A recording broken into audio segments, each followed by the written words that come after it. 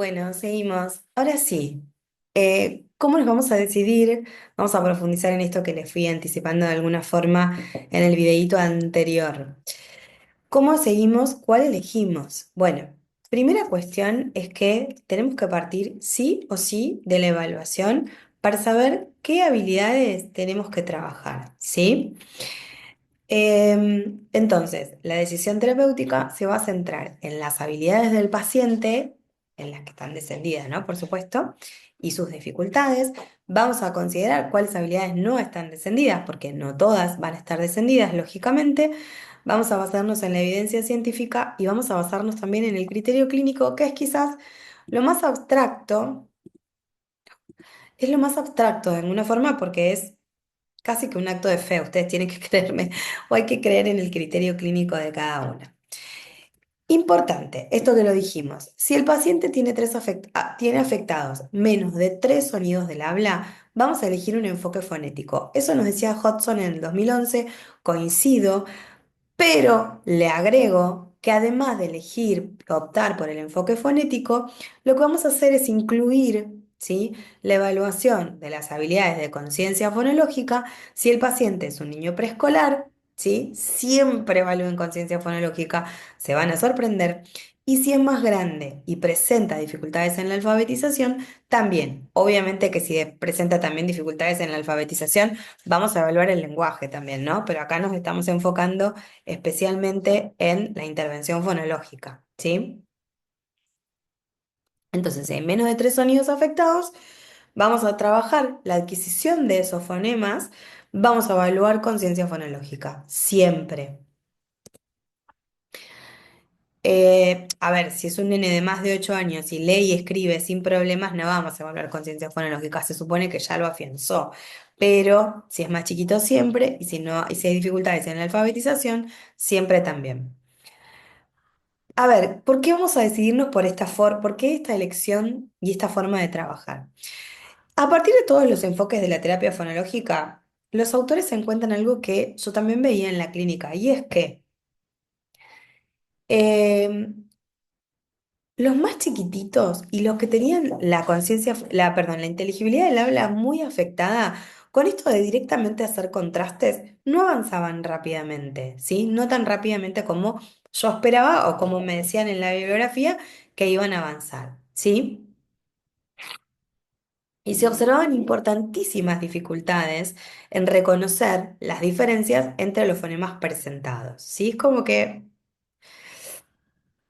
o había dificultades en la atención, o como que no enganchaban efectivamente qué es lo que podían hacer. Esta dificultad puede deberse tanto a que las tareas están basadas en el establecimiento de contrastes y para poder hacer un contraste yo tengo que poder identificar un sonido, reflexionar sobre él y manipularlo. Esto es un acto consciente, esto es conciencia fonémica, ¿sí? ¿Y cuál es el problema con la conciencia fonémica? ¿Qué hay con que sea conciencia fonémica? Bueno, que las tareas de conciencia fonémica solo pueden ser realizadas por niños pequeños una vez que está consolidada la conciencia silábica. Porque cuando hablamos de que los nenes chiquitos hacen contrastes, lo hacen automático, sin reflexionar sobre esto. ¿Sí? O sea, un nene de 3 años va haciendo contrastes para decidir qué fonema va en cada palabra, va construyendo así sus representaciones fonémicas, pero no puede responder sobre eso, no puede hacer una tarea de reflexión, ¿sí? Porque es chiquito. Lo que no sucedió de forma automática hay que enseñarlo explícitamente, pero si yo no tengo la base, no lo puedo enseñar explícitamente. Entonces, ¿qué pasaba? Pues en los más chiquititos se pretendía trabajar con ciencia fonémica sin que esté, ay, qué torcida, ¿vieron cómo me voy poniendo así?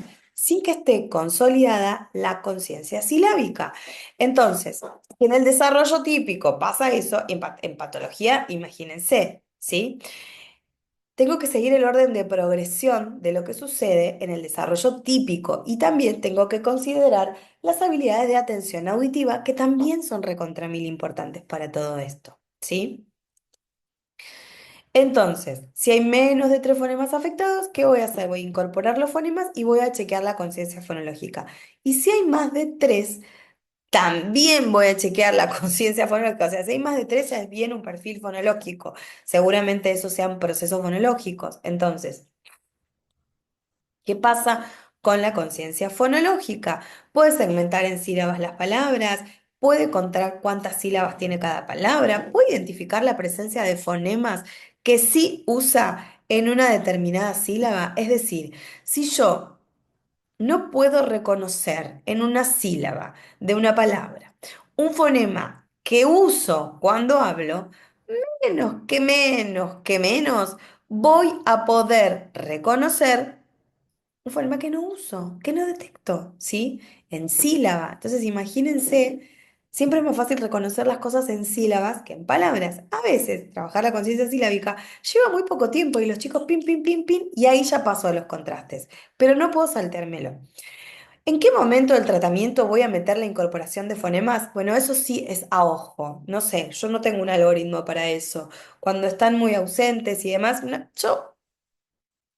uno lo va a producir, o sea, lo va trabajando en paralelo la producción de sonidos del habla, ¿sí? Y van haciendo como el balance medio justito. Entonces, al afianzar primero tareas de conciencia silábica y realizar un análisis periódico del habla de los chicos, cada 3 meses, observó que la inteligibilidad del habla se incrementa gradualmente mientras se van resolviendo procesos que no han sido abordados de manera directa, y esa es razón suficiente para centrarse en estas habilidades y no en el abordaje procesos por procesos, al menos en etapa inicial del tratamiento. Me leo y me cito a mí misma para no hacer enloquecerme.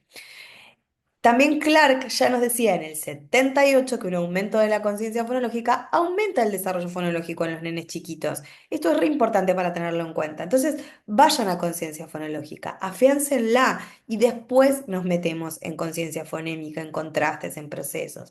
Pim, pim, pim.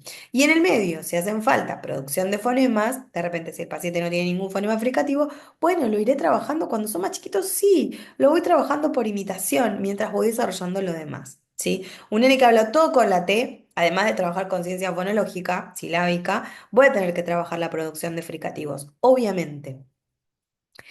El desarrollo de la conciencia y la reflexión sobre los fonemas son pasos necesarios hacia el procesamiento automático y subconsciente de un sistema lingüístico. El niño debe ser consciente de la forma en la que los fonemas contrastan, nos decía Dean y Howell en el 86, y entonces esto hay que trabajarlo, ¿sí? Una vez que se consolidaron las tareas de conciencia silábica, siempre y cuando el niño tenga más de 5 años o sea piolísimo, se van a abordar estrategias de contrastes. Puedo probar, pero si no a pie con bola, no a pie con bola, ¿se entiende? Y puede ser que eso sea normal para la edad, porque en general, bueno, los 4 años son medio chiquititos para poder identificar fonemas y hacer contrastes y reflexionar sobre ellos, ¿sí?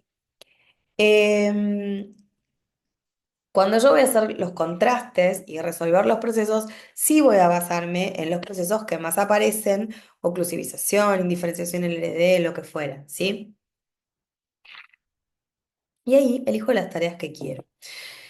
Em, bueno, lo que decíamos antes, y en paralelo voy a trabajar la producción de los sonidos del habla para poder construir el gesto fonológico.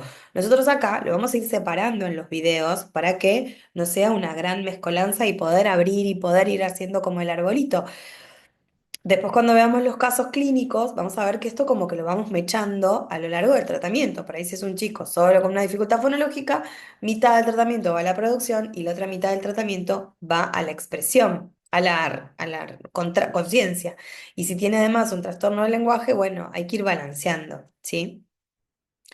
De alguna forma se trata de lograr que los niños descubran esos sonidos del habla, que los incorporen en su repertorio mental, que los tengan a disposición para seleccionarlos de forma automática en las palabras que ven, en las palabras, ¿qué dice?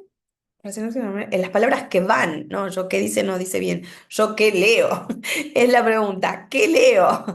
Vamos otra vez. Entonces, ¿de qué es lo que tratamos? Porque esta es una cita del libro. De lograr que los chicos descubran los sonidos del habla, ¿sí? Que los incorporen, que los tengan ahí a disposición, o sea, que es construir esa representación, que para construir esa representación va tanto la salida como la entrada. Nunca es solo recepción, también es producción. Trabajo las dos cosas. Y después voy a trabajar también, obviamente, con la parte grafémica, lo voy a asociar a la letra para que lo identifique. Eso los ayuda un montón. Obviamente los invito a seguir profundizando. Ya les dije que el que no lo tiene no va a aprobar la diplomatura. Nada, mentira. Y ahora sí, nos vemos en el próximo videito.